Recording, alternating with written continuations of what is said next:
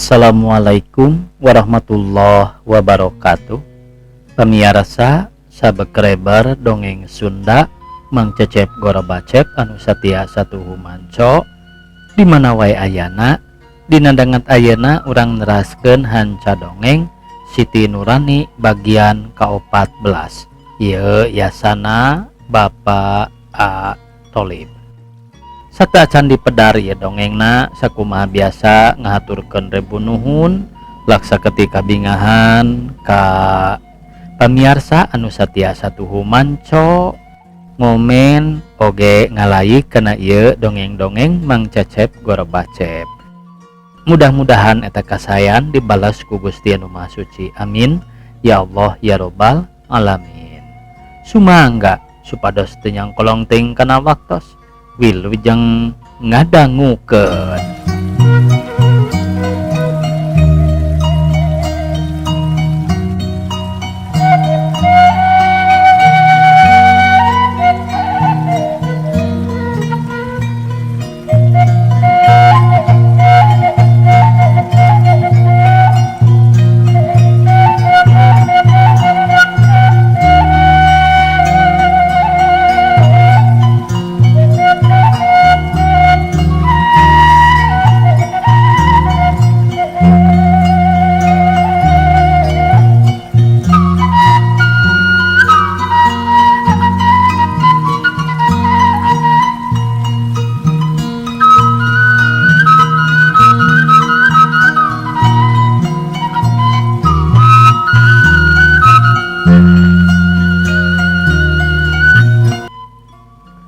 Bada barang gawe dina saban lohor sok diwuruk ngaos ku mana nya kitu deui ari wengina dina saban-saban bada Isa Nyi Nur Hayati diajarna calakan pisan, gampang pisan ngartina kana sagala piwuruk mana teh. Salirana sehat jeung lingsik deui, rupana beuki geulis jeung wubuh manis ngan aya bedana jeung keur di kota teh. Ayeuna mah salirana leuwih ngeusi jeung rada hideung, tanagana leuwih bedas. Sakitu sok barang gawe berat teh Nyi Nur Hayati ti barang mah sok sawum nurutan makna mun peuting sok salat sunat nenenda ka Pangeran Nu Maha Agung sangkan putrana Siti Nurani pinarengan jeung rahmatna Pangeran enggal ditepangkeun sareng ramana dina kasalametan sadayana. Sajeroning aya di Abah Dharma sanajan aya di tempat nu sepi bubuhan sok seueur tamu ka Nyi Nur Hayati aya bae nu ngagoda mah anu erek mikarap kana dirina, tapi Nyi Nur Hayati henteu niateun bae boga salaki deui. Ku abahna jeung mana oge henteu dipaksa kana pangajaran ti Abah Dharma jeung mana ku Nyi Nur Hayati geus kapaham pisan terutami tina bag-bagan agama mah kana Al-Qur'an Nyi Nur Hayati geus hafal, geus meh katalar eusina oge pihareutieunana. Sadayana oge teu aya nu kaliwat malah rasiah Abah Dharma jeung mana oge ka Nyi Nur Hayati mah terus terang si horeng Abah Dharma teh asal muasalna mah ti Purwakarta ajengan nu geus sohor seueur muridna, tapi kulantaran teu nurut ka Walanda jeung Abah Dharma kungsi jadi pangurus pergerakan Syarikat Islam. Nya dibuang ka Pulau Nias nu saterusna sakaluarna ti pangbuangan teu mulih deui ka Purwakarta. Teras milemburan sareng istrina anu satia nepi ka harita aya di tutugan Gunung Burangrang di Kampung Cileubeng ngahaja Madepokan nyepikeun salira henteu aya nu terangeun ka Abah Dharma asalna ajengan nu geus sohor. Bubuhan teu aya wurukeun deui pangartosna teh ti pamegatna ti istrina oge sadayana tumplek ka Nyi Nur Hayati. Kaayaan Nyi Nur Hayati ayana di Abah Dharma henteu karaos keselna bubuhan manggih pangabetah tina taun ganti taun teh estuning nyerelek lilana geus 16 taun. Dina hiji sore bada Isa Abah Dharma jeung istrina katilu Nyi Nur Hayati keur ngariung nuju caralik bari ngaraleut cai kopi pahit lalabuhna gula tegerna keur sareng beuleum cau galek kengeng melaku anjeun. Ti pipireun kandang doma bari saruka bunga ngarobrol garumbira pisan ka kuping Abah Dharma nyarios ka Nyi Nur Hayati. Nyai lamun teu salah ngitung si Nyai aya di dieu milu ka abah jeung ka emak teh geus 16 tahun ieu. Sagala kanyaho abah jeung emak geus diterangkeun ka Nyai. Tah ieu kanyaho teh nu lumrah disebut pangarti umumna atawa ilmu ceuk ahli agama mah. Mangpaatna teh lamun diamalkeun, digunakeun ku sorangan jeung disebarkeun ka sasama umatna Pangeran nu perlu dibere nyaho atawa diwurukan sangkan eta ilmu mangpaat ku sarerea urang nu disebat ahli waris nya keur saumumna kaum urang kaum muslimin saterusna mah. Ari abah jeung emak ayeuna teu boga deui anak iwal ti Nyai. Nyai oge di dieu eueuh deui turun konon. Da teu boga kulawarga sumawana anak. Tah pepurieun abah jeung emak geus kolot. Rek ingkah jeung udari ideur teh geus kurang kakuatan. Ku kituna ari si Nyai mah dangora keneh masih panjang lalakon. Abah lain ngajurung laku. Nyai teh geus mujeuhna geuraprak eta pangarti teh atawa ilmu beunang ti abah jeung ti emak ku Nyai geura amalkeun sangkan aya mangfaatna keur urang jeung keur sarerea. Bari nungtut nyiar ilmu anu ku urang acan kapanggih ti para ulama jeung ti para kiai anu jalumhur. Itung-itung neangan marganing lantaran cukang sababiahna sugan bae kersaning ilahi urang ditepungkeun jeung panutan urang nu ku Nyai teu weleh dipika inget. Ujang hidayat ramana budak urang Nyi Siti Nurani nu acan nyahoon di rupa bapa. Ku Nyai geura cuk-curug samemeh ka mamana tepangan heula mertua Nyai jeung Siti Nurani meureun geus parawan ayeuna mah anak Nyai teh. Siti Nurhayati nguping cariosan Abah Darma manehna asa kasuat-suat ngadadak emut ka putra jeung ka caroge nu geus 11 tahun teu papandak. Bari cuma limba suantena dumareda Nyi Nurhayati nyarios ka abahna sareng ka emakna. Abah sareng emak, abdi ngahaturkeun rewu-rewu nuhun kana piwelas abah sareng emak nu parantos 11 tahun kersa ngarawatan abdi sareng ngawurukan ku rupi-rupi pangartos anu ageng pisan hartosna sareng ageng mangfaatna kanggo di dunya niwah di akhirat. Anging Allah nu bari tiasa males kana kaeta kasaean sadayana kasauran abah ku abdi ka hartos sareng bade diestukeun pisan mung abdi teh sakawitna moal wakamios ti dieu sahingga teu acan wareg ngaladenan sareng ngawulaan ka abah sareng ka emak. Nuku abdi parantos dianggap indung bapa pribadi. Emak sareng abah teh teu parantos sarepuh. Abdi teh panginten kasebat tega teu gaduh pisan karumaosan ngantunkeun emak sareng ka abah. Nu parantos nyaah ka abdi sur Nyi Nurhayati nu nyarios teu kendat bari murubut Cisoca. Ih Nyai, ulah teuing salah harti atawa rek ngaborongkeun ka Pangeran. Nyai arek ingkah ti dieu teh kalawan mawa niat anu hade hayang ngamalkeun pangarti bari rek tolabul ilmi nyar ilmu ti Pangeran nu perlu jeung mangpaat keur urang jeung salerea. Ulah melang jeung ham-ham tangtu ieu teh aya dina pangraksa Pangeran. Boh Nyaina, boh emak jeung abah anu ditinggalkeun ku Nyai. Ari Pangeran mah henteu mustahil boa urang sararea bisa riung mumpulung deui bari aya dina rahmatna anjeunna, aya dina kasenangan jeung kagumbiraan bari dina ridona Pangeran. Nu matak bral wae ku abah jeung emak didoakeun sing panggih jeung kabagjaan aya dina kasalametan karahayuan diraksa ku Pangeran. Abah oge jeung emak nya kitu keneh nu ditinggalkeun ku Nyai.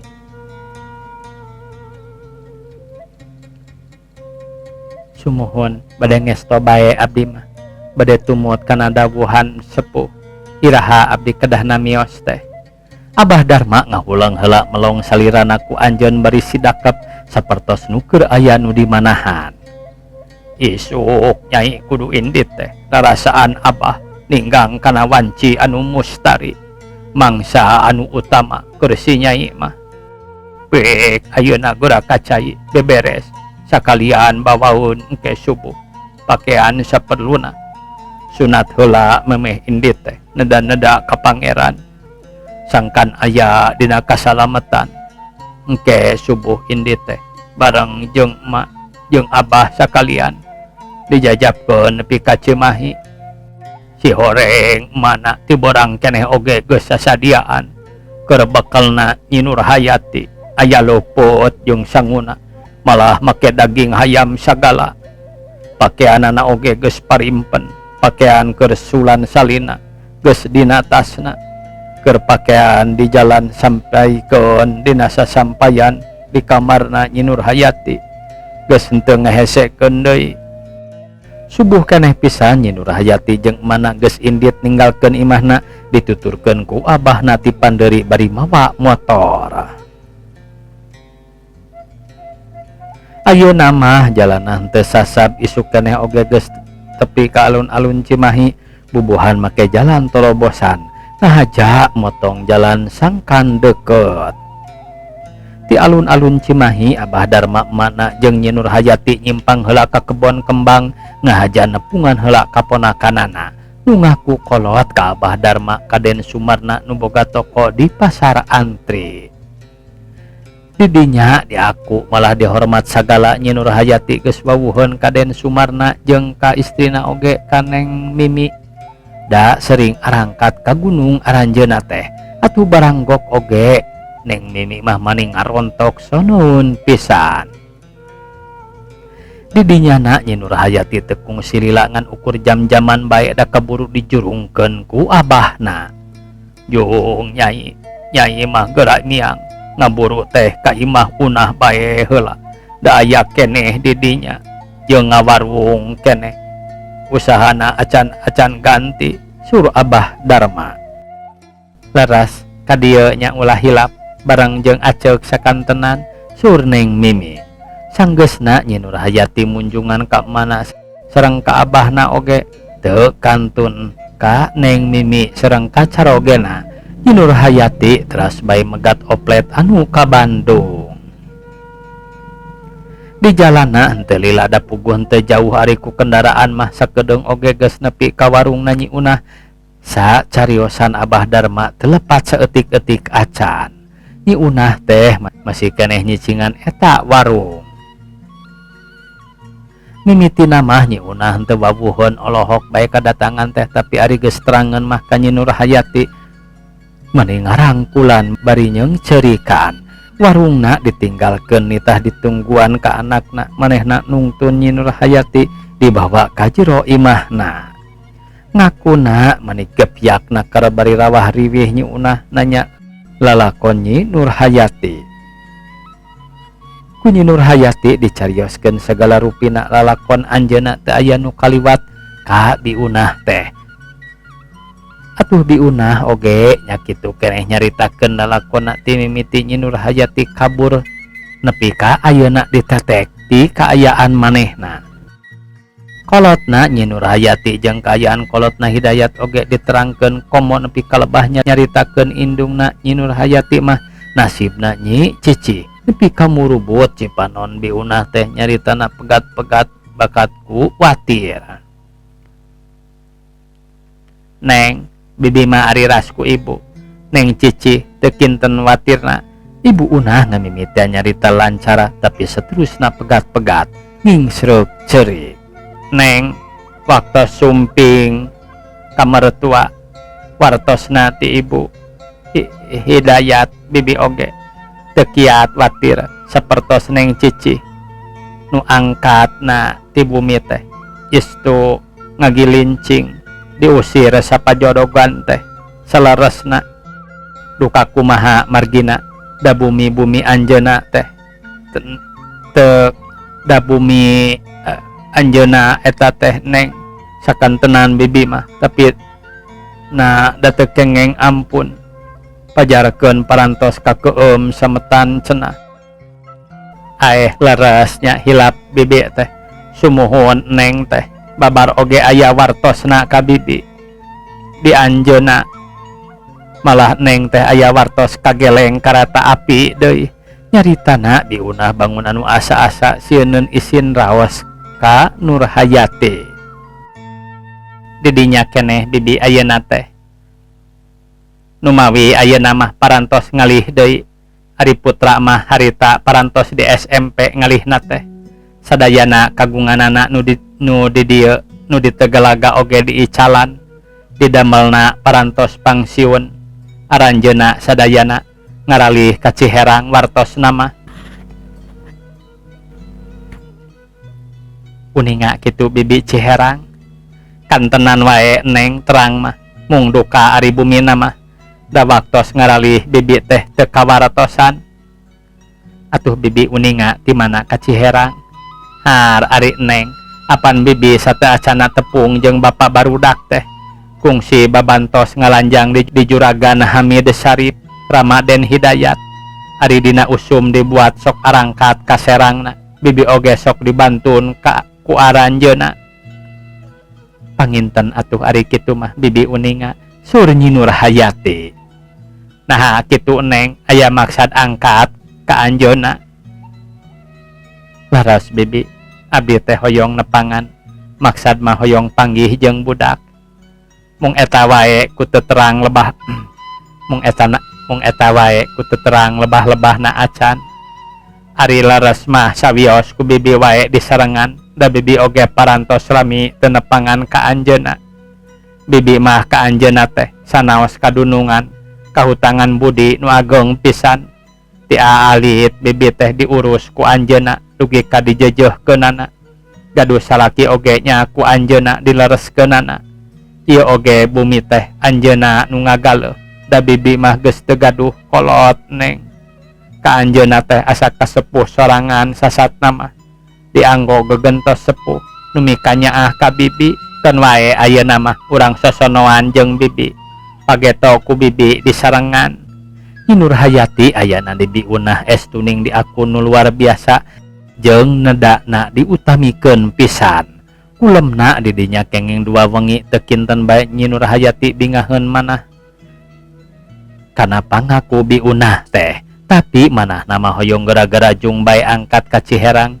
Geus palayeun tepang sareng putrana Neng Siti Nurani. 15 tahun langkung atuh da teu terangan rupa anak sorangan anjeunna teh. Tangtos bae ku kitu nama manahna hayang geragok amprok oge. Dugi kana waktosna nu ditangtoskeun ku biunah subuh keneh Nyi Nurhayati jeung biunah geus arangkat nyandak panganggona bari nyandak kintunan oleh-oleh saaya-aya keur tawis kagegelan ka anu bade disumpingan. Geus umumna pamiarsa mungguh keur manusa mun parang manggih sasama nu keur maju sok mikaresep pada maruji kamajuanana. Mun kanu beunghar muji kabeungharanana sok jadi caturna batur salembur jadi carita batur sadesana. Mun bisa mah hayang narurutan bari nareangan sabab-sababna nareangan jalan sangkan bisa nyasamaan. Saperti ka Bapa Karma nu keurna aya dina kamajuan breh gedongna anu alus ngajagrag mobilna herang motorna nu anyar nu jadi kaulinan barudakna. Ieu kabeh jadi sorotan jeung pandangan sasamana nepi kanelah nu nyarebut oge Bapak Kepala ngajenan darajat jeung harkat kapangkatanana. Sabalikna ayeuna Bapak Karma keur nandang tunggara nandangan apes keur nandangan cocoba nu tadina muji sareng mikaresep teh karageteun bari hayang nyaraho sabab-sababna jadi carita jalma rea bari narembongkeun kaheran teh. Aya tanbahna ku omongan-omongan jelema nurutkeun sapamanggihna. Aya bae nu nyebut karunya, aya nu nyebut bongana, malah aya oge nu bangunmu puas. Lain bae jadi carita umumna malah dina sawatara surat kabar nuker dibaraca ku nuker ngariung ku tatanggana nu deukeut ka imah Pak Karma kadenge keur nyarita bari nuduhkeun kana surat kabar. Tah geura Kang baca geuning geus aya dina surat kabar surden pura ka Adang nu harita ngarariung. Tarikeun macana jang adang, ngaraka kuping ku sadayana. Batur oge palayun terang, ceuk Bah Salim milu nyarita. Ke atuh ku abdi urang baca, geda karupingkeun.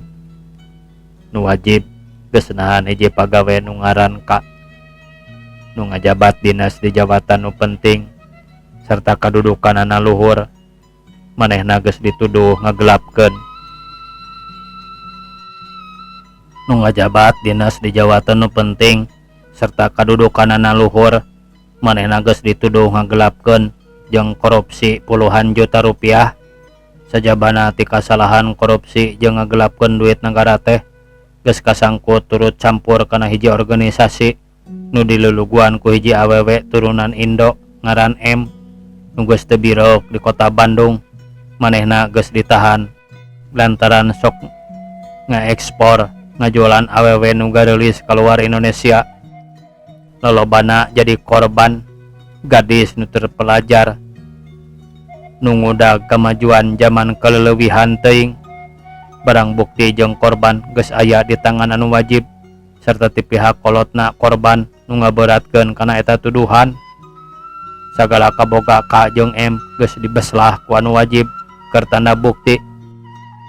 Moal salahnya den nu disebut K teh Bapak Kepala Panginten, da buktina geuning ditahan jeung dijaga deui. Gedongna oge istrina jeung putrana nyaringkah teu meunang aya di imah, ceuk Bah Salim kaden pura.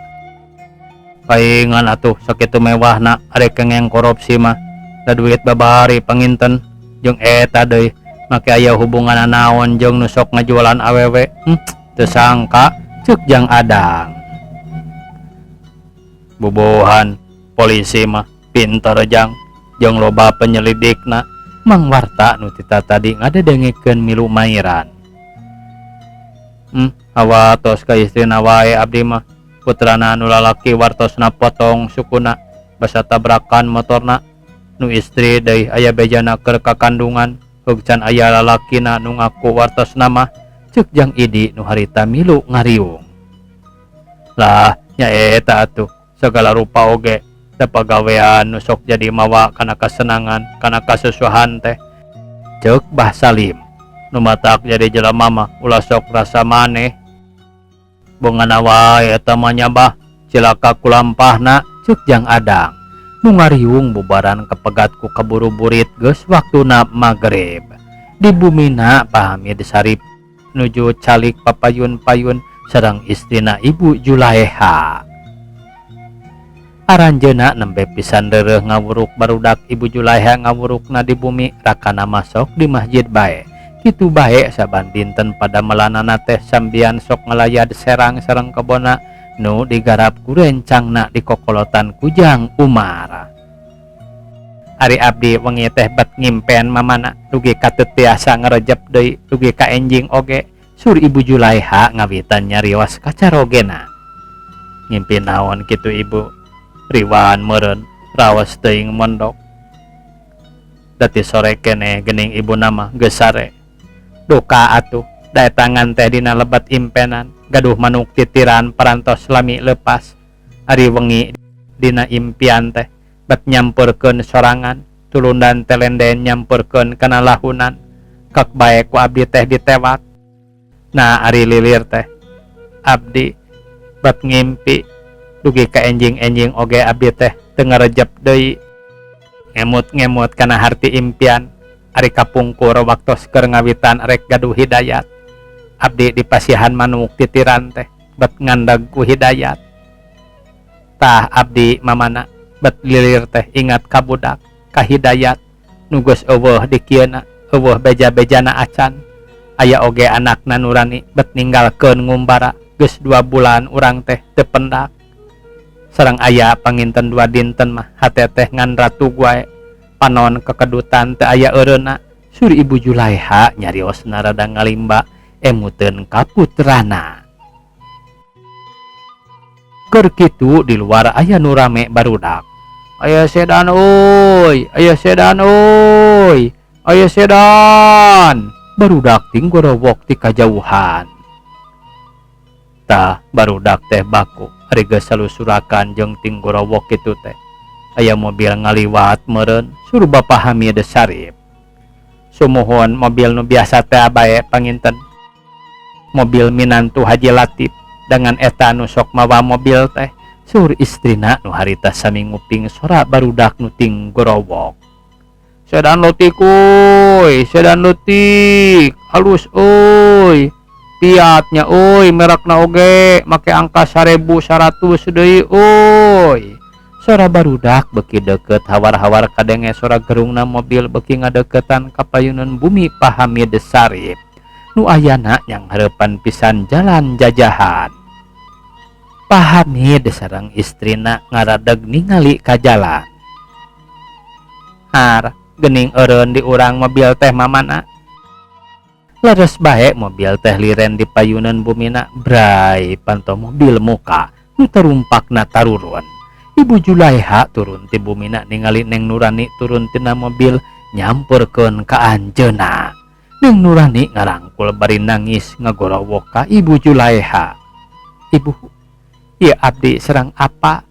Neng Nurani mung tiasa sakitu nyariosna ka Bujang Hidayat ngarangkul ibuna. Ibu, ieu abdi Hidayat dongkap. Suruh Pak Hidayat bari rembes ku Cisoca. Sadayana teras lelebat ka bumi Hidayat munjungan karamana nyungkem sampeanana bari nangis tawis bingah tiasa pendak deui sareng Ibu Rama. Ibu Jubaidah sareng Pak Khairuddin oge sami-sami munjungan nya kitu deui Ujang Durahman.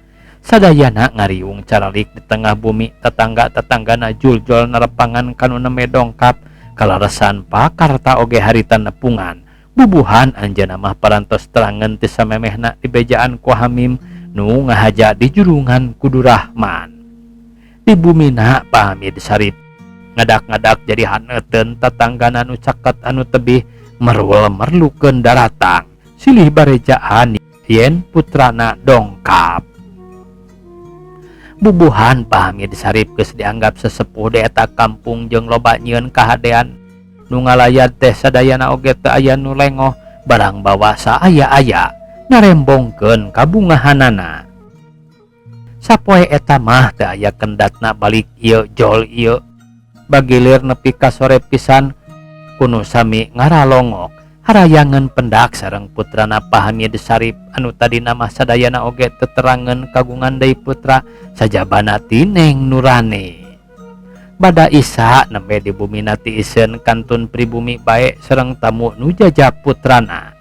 Saparantos taruang Pak Hamid Sarip caralik di tengah bumi bari nanggap putrana sasauran ngadongengkeun riwayatna pangna dugi kapisah ti sepuh. Waktosna kabujang sae pamirsa sakitu anu tiasa kapihatur. Wassalamualaikum warahmatullahi wabarakatuh.